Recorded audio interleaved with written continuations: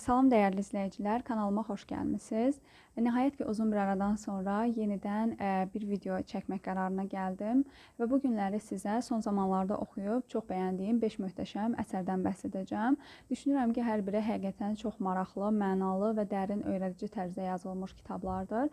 İstəyirəm ki, çox uzatmadan keçim kitablarla sizi tanış etməyə. İlk öncə göstərmək istədiyim kitab Somerset Maughamin əsəri olan teatr əsəridir. Bu əsər ümumiyyətlə həqiqətən də çox maraqlı tərzdə və axıcı üslubda yazılmış bir əsərdir. Əsərimizin baş obrazı Julia adlı bir gənc xanımdır və bu xanım həqiqətən də çox istedadlıdır və həqiqətən də öz obrazını, ümumiyyətlə rollarının haqqını yetəri qədər verən bir aktrisadır. Və adından da məlum olduğu kimi bütün hadisələr teatr üzərindən cərəyan edir. Julia Michael adlı bir gənclə tanış olur. Michael əslində sırf aktyor kimi çox yaxşı bir istedada malik olmasa da, vizual görünüş cəhətdən həqiqətən də çox yaraşıqlı bir gənc idi və Julia'nın da diqqətini cəlb etməyə bacarmışdı. Bu səbəbdən Julia'nın Michael'dan çox xoşu gəlirdi. Michael isə həqiqətən də gələcək yönümlü qərarlar qəbul edən və ambisiyalı, yəni şöhrətpərəst bir insan idi və həqiqətən də varlı olmaq istəyirdi. Çünki həm Julia, həm də Michael çox yoxsul bir ailədə böyümüşdülər. Həqiqətən də yoxsul təbəqəyə məxsus insanlar idilər. Bu səbəbdən Michael Julia ilə evlənmək qərarına gəlir. Və bundan sonra Michael Julia'ya evlilik təklif edir. Julia da təbii ki, Michael'ı bəyəndiyi üçün bu təklifi tez bir zamanda qəbul edir və onlar ailə həyatı qururlar. Daha sonra kitabın ilərləyən səhifələrində biz artıq onun şahidi oluruq ki, Julia ilə Michael özlərinin teatrlarını da ərsəyə gətirirlər və artıq özləri tamaşalar səhnələşdirirlər və bununla da pul qazanmağa başlayırlar və həqiqətən də müəyyən bir dövrdən sonra imkanlı olmağa başlayırlar.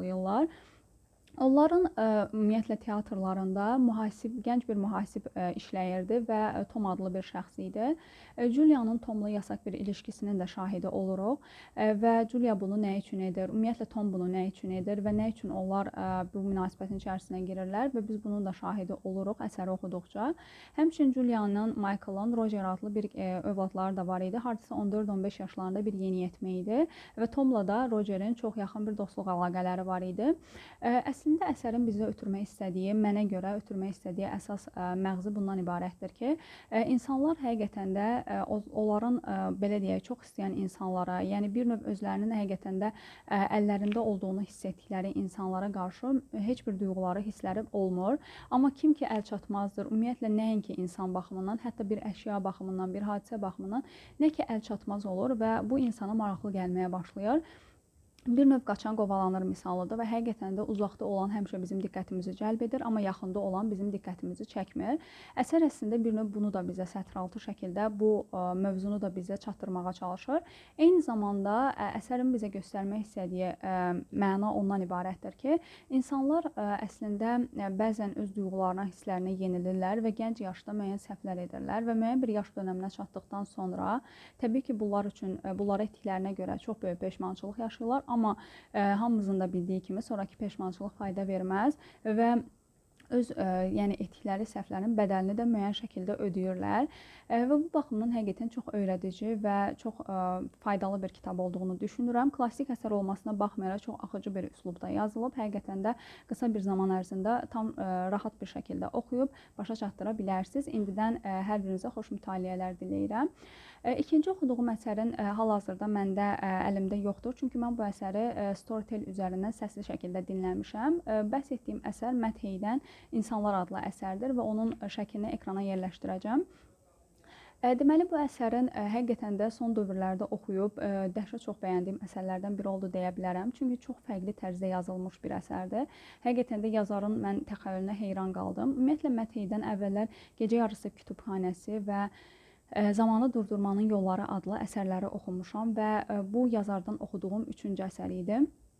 Onu qeyd edim ki, həqiqətən İnsanlar əsəri çox-çox qəşəng, maraqlı bir əsərdir. Ümumiyyətlə əsərin qısa bir məğzini sizlərlə bölüşüm.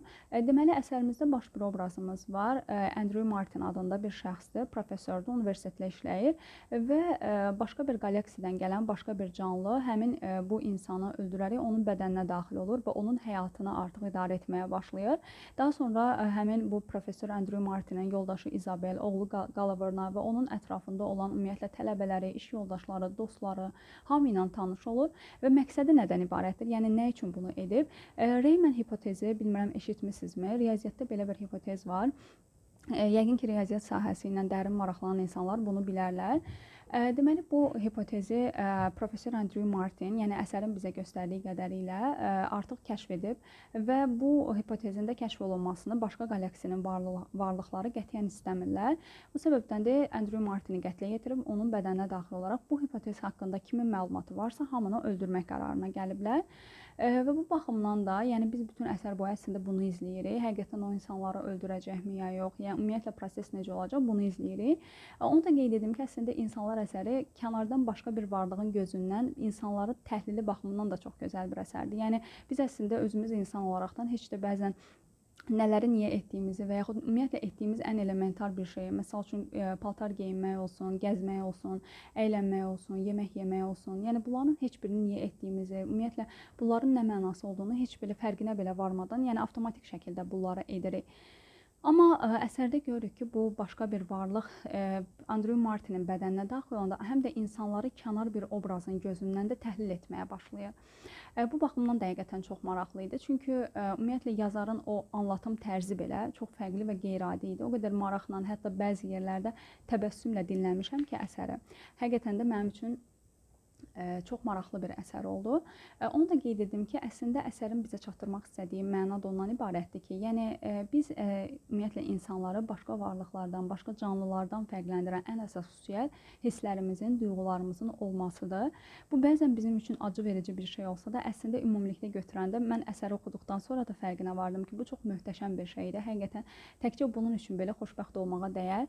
Düşünün ki, yəni sırf məntiq üzərindən həyatı idarə edirsiniz və qətiyyən hissləriniz, duyğularınız yoxdur. Sizcə nə dərəcədə həyatdan zövq ala bilərsiniz? Həqiqətən də yəni insan oturub dərindən fikirləşdikdə fərqinə varır ki, sırf məntiqlə qərarlar verərək həyatı idarə eləsə, bəlkə də çox yaxşı bir həyat yaşaya bilərik. Amma nə dərəcədə zövq alacağıq? Çünki bəzən istəmədiyimiz şeyləri sırf məntiqə uyğundur və yaxud bu ağla batandır, bu düzgündür deyərəkdən, amma halbuki hisslər, duyğular olaraq biz onu istəmirik. Və bunu edəndən sonra insan istər-istəməz çox da xoşbəxt özünü hiss edə bilmir. Və bizi insan edən də əslində budur, bu hisslərimizin, duyğularımızın olması və bəzən hisslərimiz, duyğularımız bizi məntiqimizə sığmayan, ağla batmayan hansısa səhv qərarlar verməyə, səhvlər etməyə məcbur edir. Amma bəlkə də həyatın elə mənası bundan ibarətdir. Yəni bəlkə də biz bunları etməliyik. Yəni bu səhvləri edə-edə doğrunu tapırıq, doğru yolu görürük. Yəni düşünürəm ki, bunlar həqiqətən çox dəyərli şeylərdir və bu tip əsərləri oxuduqdan sonra da bunun insan daha çox fərqinə varır. Yəni bu səbəbdən həqiqətən son dövrlərdə oxuduğum çox fərqli tərzdə yazılmış, çox maraqlı bir əsər idi, İnsanlar əsəri. Ona görə də həqiqətən tövsiyə edirəm sizlərə. Daha sonra üçüncü bəhs etmək istədiyim əsər Tanrı daima Tebliğli Qiyafət Gəzər əsəridir. Bu əsər əslində bilmirəm, yəni bəlkə də çoxları tərəfindən tanış deyil. Əsərin məğzi nədən ibarətdir? Əslində kifayət qədər iri həcmli bir əsərdir. Yəni bir neçə günümü aldı hətta bitirmək. Yəni bir neçə gün dediyim, yəni bir 15 günümü bəlkə də alıbdı bu əsəri bitirmək. Axıcı əsərdə əslinə qalanda sadəcə o qədər dərin mənalıdır ki, yəni insan bəzi yerlərində durub sadəcə düşünür, yəni təhlil etməyə başlayır, beynində götür-qoy edir. Bu baxımdan təbii ki, uzun bir zamanı yayaraq oxumaq daha faydalı olar. Əsərimiz bu şəkildə başlayır. Bir gənc intihar etmək üzrədir və bu zaman bir nəfər onun həyatına daxil olur və ona intihar etməməli olduğunu söyləyir və hətta ona bir seçim də verir əslində və daha sonra həmin şəxs bu insanın bir növ mentoru olur və həyatda ona dəstək olmağa, onu yönləndirməyə başlayır və biz bu insanın vasitəsilə biz özümüz də əslində təsirlənirik və biz özümüz də öz həyatımızı götür-qoy etməyə, təhlil etməyə başlayırıq. Yəni bəzən həqiqətən həyatda istəmədən də olsa başımıza müəyyən fəlakətlər gələ bilər. Bəs bunların təslim olmaqmı çıxış yoludur, yoxsa onlarla mübarizə aparmaq və bir çarə tapmaqmı daha doğrudur? Yəni bunu əslində əsəri oxuduqca da fərqinə varırıq. Bizim bu baş obrazımız deməli həmçinin siqareti tərk etmək istəyib də tərk edə bilməyən insanlar üçün çox faydalı məsləhətlər də verir. Düşünürəm ki, həqiqətən o məsləhətlərə yəni əməl etməklə təbii ki, hər bir kəs siqaretdən azad ola bilər. Yəni o baxımdan da əslində tövsiyə edirəm oxunulmasını. Eyni zamanda yəni əsərin ümumiyyətlə o bizə həyatı daha belə öyrədici şəkildə göstərməsi. Yəni həyatda təbii ki, pis şeylər ola bilər, təbii ki, başımıza müəyyən fəlakətlər gələ bilər, amma onların verdiyimiz reaksiyalar da çox-çox önəmlidir. Misal üçün bizim baş obrazımızın insanlara yox deyə bilməməsi və yaxud çəkinməsi, həyatda mübarizə aparmağa qadir olmaması və özünü gücsüz hesab etməsi. Yəni adi elementar, yəni bir kafeyə girdikdə belə həmin kafedə yəni mütəmadi olaraq belə deyim də öz istəklərini dilə gətirə bilməməsi və s. yəni bunların hamısını biz əsərdə aydın şəkildə görürük. Yəni həqiqətən də tövsiyə edirəm ki, oxuyasınız. Yəni bu əsər düşünürəm ki, çoxları üçün faydalı ola bilər və bəlkə də depressiya dönəmindəsiz və yaxud həyatdan artıq əlinizi üzmüsünüz, yaşamaq üçün bəlkə də bir səbəb tapa bilmirsiniz, amma bu əsər düşünürəm ki, sizi həyata bağlayacaq. O baxımdan da həqiqətən də çox faydalı əsərdir. Bir də onu qeyd edim ki, bəzən fərqinə varmadan həyatımızın müəyyən bir dönəmlərində elə insanlar həyatımıza daxil olur ki, o insanlar bizim üçün həqiqətən yol göstərən olur. Bu bəlkə də Allahın bizə verdiyi bir mükafatdır. Çünki o insanlar vasitəsilə biz həqiqətən də doğru yolu tapa bilirik və bəzən görünməz bir ələ ehtiyacımız olur ki, bizi hansısa bir cəhənnəmdən tutub çıxartsın. Çünki insan o gücü özündə tapa bilmir. O baxımdan həqiqətən çox-çox gözəl və faydalı bir əsər olduğunu düşünürəm. Ona görə də hər kəsə tövsiyə edirəm. Daha sonra göstərmək istədiyim əsər həqiqətən də bir dəfə oxumuşam və bu əsər mənim üçün o qədər möhtəşəm əsər hesab olunurdu ki, yəni çox-çox sevirdim. O baxımdan da yenidən oxumaq qərarına gəldim, yenidən o zövqü ala bilmək üçün. Bu əsər Paulo Coelho'dan Kimyagər əsəridir. Düşünürəm ki, bu əsər çoxlar üçün tanışdır, çünki məşhur bir əsərdir. Hətta oxuyan insanların da sayı çoxdur. Əsərdən qısaca belə bəhs edim ki, Santiago adlı bir gənc var və bu gənc yoxsul bir ailədə böyümüş bir şəxsdir. Və ali təhsil alır. Valideynləri də onun dinlə məşğul olmasını, ilahiyyatla məşğul olmasını, yəni dinə yönəlməsini istəyir. Ancaq gəncimizin həqiqətən də çox istədiyi bir şey var ki, o da dünyanı kəşf etmək, fərqli dünyaların mədəniyyətlərini görmək, yəni fərqli ölkələrin mədəniyyətlərini görmək, insanlarla, fərqli ölkələrdəki insanlarla tanış olmaq, yeni yerlər kəşf etmək. Yəni ən çox böyük arzusu, yəni budur. Və bunu etmək üçün də təbii ki, yoxsul bir ailədən olduğuna görə tək bir yolu var, çoban olmaq. O çoban olaraq bunu edəcəyinin fərqinə varır və ali təhsilli olmasına baxmayaraq, bəli, o çoban olur. Və bundan sonra o həyatının müəyyən bir dönəmində 2 gün ard-arda eyni yuxunu görür. Və bu yuxu ona uzaqdakı bir səhraya getməsini və orada onu bir xəzinənin gözlədiyini deyir. Daha sonra falçı yanına gedir və həmin yuxunu təhlil etməsini söylüyor. Falçı da ona bu yuxunun ardınca getməli olduğunu söyləyir. Və təbii ki, bizim bu gənc obrazımız bu yuxunun ardınca düşür və səhraya çıxıb gedir. Yolda müxtəlif macəralar başına gəlir. Yəni müxtəlif hadisələrlə qarşılaşmalı olur. Həm yaxşı, həm də pis insanlarla qarşılaşır. Hətta müəyyən bir dönəm pulunu itirir. Daha sonra pul qazanmaq üçün yenidən işləmək məcburiyyətində qalır. Yəni bu şəkildə artıq neçəsə aylarını, hətta bəlkə də 1 ilə yaxınını elə yollarda bu şəkildə sərf eləyir və gedib səhraya heç cürə çata bilmir. Və bu yolda macəra başına gələrkən bir ingilislə rastlaşır. Bu ingilis də kimyagərin axtarışına düşən bir şəxsdir və bu səbəbdən o da eyni yolu gedir, o da səhraya getmək istəyir. Ancaq hadisələr elə cərəyan edir ki, Santiago kimyagərlə tanış olur və kimyagər ona həqiqətən də həyatının çox böyük bir dərsini verir. Kitab əslində bizə demək istəyir ki, yəni bəzən axtardığımız şey çox da uzaqda deyil. O bəlkə də bizim öz içimizdədir. Yəni bəzən xoşbəxtliyi nələrisə bağlayırıq. Falan yuxum Çin olsa, falan arzum reallaşsa, falan şey baş versə, mənim o xoşbəxt olacağam. Həqiqətən özümü çox yaxşı hiss eləyəcəm. Amma heç də elə olmur axı, özümüz də bunu çox gözəl bilirik. Yəni həqiqətən bəzi arzularımız reallaşır. Bizim üçün əlçatmaz olan çox şeylər həqiqətən reallığa çevrilir. Amma həqiqətən o reallaşanda biz xoşbəxt ola bilirikmi? Görürük ki, əldə edəndə görürük ki, heç də düşündüyüm kimi deyilmiş. Və onda da bir insan ayrı cür məyus olur. Və bu cəhətdən həqiqətən, yəni bu cür yanaşanda insan fərqinə varır ki, xoşbəxtlik əslində heç çox da uzaqda axtarılası bir şey deyil. O bəzən bizim elə öz içimizdədir. Sadəcə ona çönüb baxmaq lazımdır. Və bəzən də kiçik xırda şeylər belə insanı xoşbəxt edə bilər. Ona görə də yəni kitab o qədər həqiqətən dərin mənalı bir əsərdir ki, kiçik yığcam bir əsərdə əslinə qalanda 100-200 səhifəlik bir əsərdə çox axıcıdır həqiqətən. Hətta 2 günə filan da bitirə bilərsiniz. Mən də çox qısa zaman ərzində oxuyub bitirdim. Və insan heç cür əlindən yerə də qoya bilmir, onu da qeyd edim. Çox axıcı əsər olduğu üçün. Amma ötürmək istədiyi o məna, düşünürəm ki, bəlkə də 1000 səhifəli bir əsərdən belə daha belə ön plandadır, daha vacibdir, daha mənalıdır. Ona görə də mütləq şəkildə hər kəsin oxumasını tövsiyə edirəm. Ən azı bir dəfə oxumalısınız deyə düşünürəm. Mən yəqin ki, müəyyən bir dönəmdən sonra yenidən oxuyacağam. Yəni 5-10 il sonra yəqin ki, yenə üz tutacağam bu kitaba. Çünki hər dəfə oxuyanda, ikinci dəfə oxumağıma baxmayaraq yenə çox böyük zövq alaraq oxuduğumu yəni qeyd edə bilərəm. Videoda sonuncu bəhs edəcəyim əsər isə çox da tanınan bir əsər deyil əslində və düşünürəm ki, bu əsər yəni o qədər məşhur olmasa belə əslində çox maraqlı bir əsərdir. Yəni bunu da əslində tövsiyə edirəm. Yəni düzü mənim gözləntim çox aşağı idi bu əsərlə bağlı, amma yəni gözləntimin də qat-qat üstündə olduğu bir əsər oldu. Həqiqətən mən şoka düşdüm o əsəri oxuyarkən və bir növdə özümdə də artıq yeni bir düşüncə yarandı ki, bəzi kitablara qarşı çox önyargılı oluram, özümdən asılı olmadan. Yəni çox tanınan deyil və yaxud üz qapağına baxanda çox diqqətimi çəkmir. Düşünürəm ki, maraqsız, mənasız bir əsər olacaq, amma heç də elə olmur. Oxuyuram, görürəm ki, çox maraqlı bir əsər imiş həqiqətən də.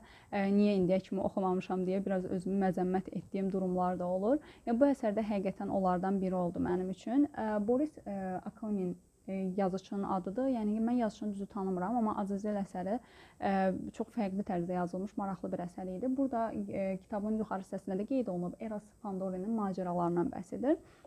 Kitab əslində dedektiv sayıla bilər. Çünki bizim əslində kitabımızda bir baş obrazımız var, Fandorin. Bu şəxs əslində bir istintaq idarəsində kargüzarlıqla məşğul olan sıravi bir işçidir. Yəni onun qətiyyən polis işlərindən bir əlaqəsi yoxdur. Yəni istintaqla heç bir əlaqəsi yoxdur. Sadəcə kağız-küğuz işləri ilə məşğul olan bir şəxsdir. Ancaq bir hadisə baş verir. İki gənc xanımın gözləri qarşısında bir nəfər özünü sui-qəsd edərək, yəni özünü öldürür, belə deyək, intihar eləyir. Və bu insanın qətli çox sıradan bir qətil kimi göründüyünə görə istintaq idarəsi bununla özləri məşğul olmaq istəmir. Yəni polislər bir növ bunun araşdırılmasını həmin bu kargüzara verir. Kargüzarın isə sanki içərisində yatan bir macəracı, bir istintaq həqiqətən eşqi var imiş. Çünki o bunu o qədər gözəl şəkildə artıq üzərinə düşməyə, araşdırmağa başlayır ki, mən özüm də şoka düşürdüm ki, elə bil ki, insan yəni adi bir kargüzar deyil, bir polisdir. Və həqiqətən də mövzu o qədər fərqli yerlərə gedib çıxır ki, yəni hətta əsərin bir yerində Azazel sözünün mənasını da bilirik ki, əxlaqsız mələk deməkmiş. Yəni ilahiyyatda istifadə olunan bir ifadədir və bu Azazel əslində bir təriqətdir və insanlar hətta bütün dünyaya yazılmış qlobal bir məsələ imiş və bu prosesdə əslində qlobal bir problemə çevrilir. Yəni bu adi bir şəxsin ölümü, adi bir şəxsin intiharından başlayan məsələ böyüyür və bütün dünyanı əhatə eləyir. Hətta çox varlı şəxslər, çox nüfuzlu şəxslər belə işin içinə girir. Yenə başqa şəxslərin qətillərinin də şahidi oluruq. Yəni hətta sonu ümumiyyətlə həm üzücü bitdi, mənim üçün çox üzücü bitdi. Hətta o baş obrazımız üçün də üzücü olduğunu qeyd edə bilərəm. Amma çox dərindən varmıram spoiler olmaması üçün. Və onu da qeyd edim ki, yəni bu əsərdə yəni həqiqətən də o qədər belə fərqli tərzdə yazılmışdı ki, və mövzu tamam başqa bir yerdən başqa bir yerə gedib çıxdı. Yəni mən özüm həqiqətən oxuduqca şoka düşürdüm. Görəsən daha nələr olacaq deyə maraqla oxudum, nə yalan deyim və həqiqətən də bəyəndiyim əsərlərdən biri olmasına özüm belə təəccübləndim. Yəni bu şəkildə oxuduğum 5 kitabı sizə təqdim etdim. Əlavə olaraq bir şey qeyd edim, bayaq qeyd etməyi unutdum. Mən insanlar əsərini oxuyarkən bir şeyin də bir məlumat da əldə etdim ki, Məthey, yəni bizim yazıçımız özü panik atakla mübarizə aparıb həyatının müəyyən bir dönəmində və bu səbəbdən də həmin dönəmdə və insanlara da sırf bizim o baş obrazımız Andrew Martinin gözü ilə baxırmış, yəni yad bir şəxs kimi baxırmış deyə bu əsər ərsəyə gəlib. Yəni o baxımdan da həqiqətən çox maraqlı əsər idi. Yəni bu şəkildə oxuduğum əsərlərin həqiqətən hər birini çox bəyəndim. Hər birini sizə şiddətlə tövsiyə edirəm. Düşünürəm ki, sizin üçün də maraqlı, mənalı bir əsərlər ola bilərlər. Ümid edirəm ki, hər birini oxuyub çox bəyənərsiniz. İnşallah ki, sizin üçün hər biri çox maraqlı əsərlər olar. Əgər aralarından hər hansısa birini oxumusunuzsa və yaxud oxumağı planlaşdırırsınızsa, rəylərdə qeyd etməyi unutmayın. Ümumiyyətlə videonu bəyəndinizsə də like etməyi, şərh yazmağı və hətta kanalıma da abunə olmağı sizdən xahiş edirəm. Yəni bu şəkildə inşallah ki, növbəti videolarda yenə görüşmək ümidi ilə özünüzə yaxşı baxın. Hələlik.